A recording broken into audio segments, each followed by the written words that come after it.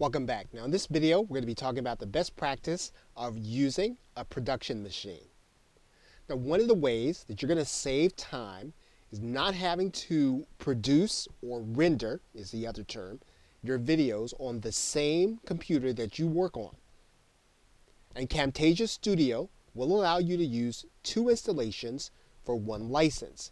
As long as you are the person using both of those installations, it's legal within the terms in which you purchase Camtasia Studio. This means that you can place your second installation on another computer that you use. And we're calling this, in this video, a production machine.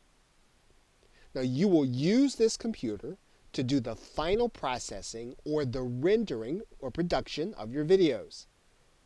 And the best way to do this would be to use an external drive and to plug it into your production PC.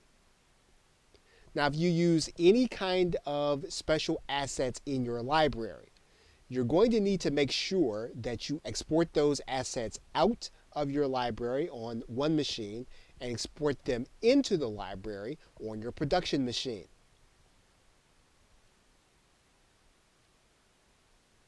Now, this means you can either hand over the videos that you create to someone else to render, or you can work on your videos and render them all at once on your production machine and walk away. Now, previously in the course, we talked about how you can batch render multiple videos. In other words, you can set all your videos up at once and then use the batch requirement. And remember that batch can be found. Here in the file area. And then, if you recall, there is a batch production link. And this gives you the opportunity then to go and get those multiple files for you to run all at once. So if you're creating a course or a series of videos, you can work on the creation, and then you can set all of your rendering jobs on your production machine. What this really means is that you can keep working. So you don't have to worry about all the resources on your computer being taken up to render your videos. You can continue to work on your main PC and then run your jobs on your production machine. You are also then free to run your jobs on your production machine and then do whatever else that you'd like to do. Now, there is an important discussion to have about a production machine. And it is that technically in the terms of service, Camtasia says that you cannot run Camtasia concurrently even if you are the user of both installations. Those are the terms in version 9.